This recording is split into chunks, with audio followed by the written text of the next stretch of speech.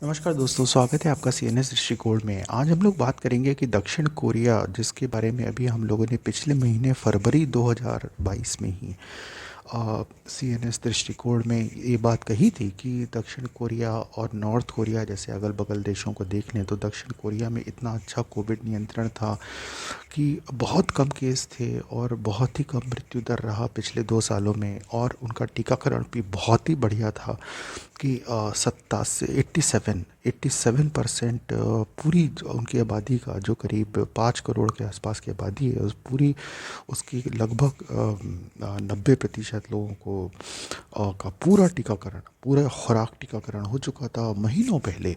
और करीब 83% को तो बूस्टर भी लग चुकी है।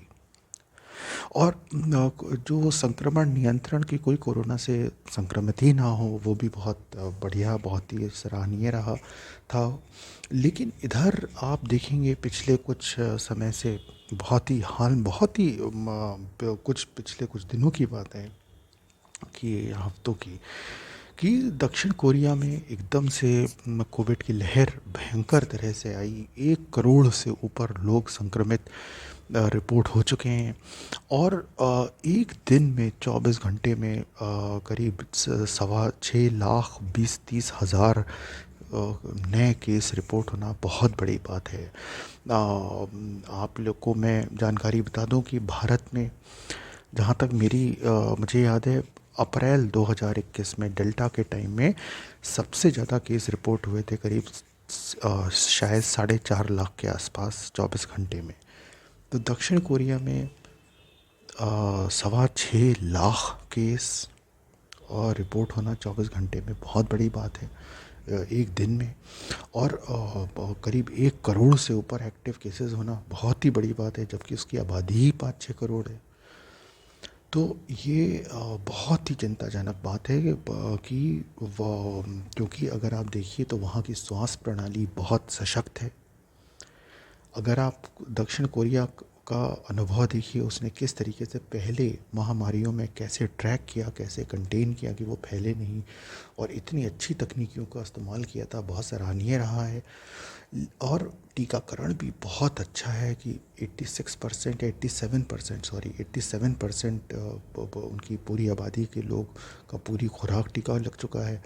और 63% लोगों को का बूस्टर भी लग चुका है। तो तो ये देखते हुए, तो टीकाकरण का फ़ायदा ये होता है कि शायद संभवतः जैसे कि और अन्य देशों में मिला, वैसे ही आप देखेंगे तो दक्षिण कोरिया में भी अस्पताल में भर्ती होने वालों की संख्या, ऑक्सीजन वेंटिलेटर और मृत्यु वाली संख्या, ये उतनी नहीं मिलेगी जितनी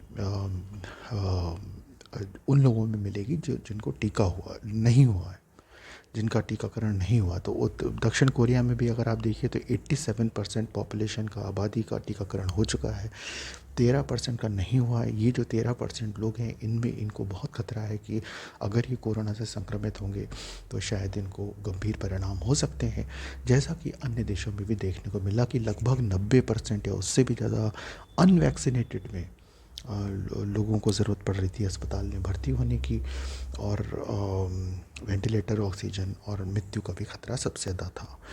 तो अभी कोरोना महामारी ख़त्म नहीं हुई है।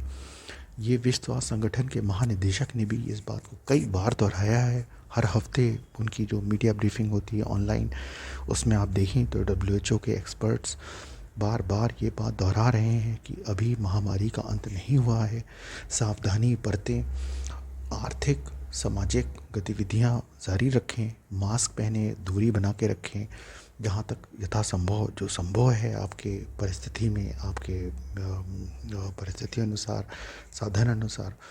लेकिन कोशिश यही करें कि संक्रमित ना हो, और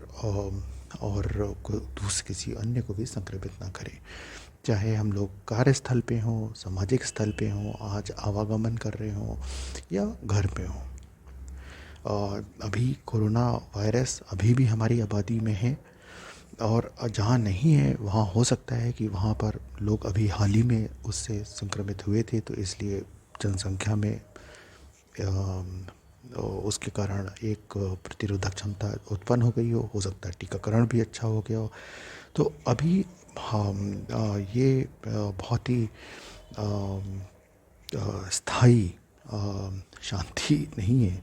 ये बिल्कुल अभी बहुत चेते रहने की ज़रूरत है और सावधानी बरतने की ज़रूरत है। इसी बात के साथ और दक्षिण कोरिया के लोगों को के लिए मैं प्रार्थना करते हुए कि वहाँ भी कोरोना पर जल्दी लगाम लगे और संक्रमित लोग स्वस्थ रहें, उन्हें अस्पताल, ऑक्सीजन, वेंटिलेटर की ज़रूरत ना पड़े और कोई भी असामयिक मृत्यु ना हो। इसी बात के साथ मैं आज का CNS दृष्टिकोण यहीं पे उसको विराम देता हूँ और कल शाम 5 बजे हम लोग फिर आपके साथ रूबरू होंगे किसी अन्य बात के साथ जिसने हमें सोचने पे विवश किया। इसी बात के साथ बाय बाय।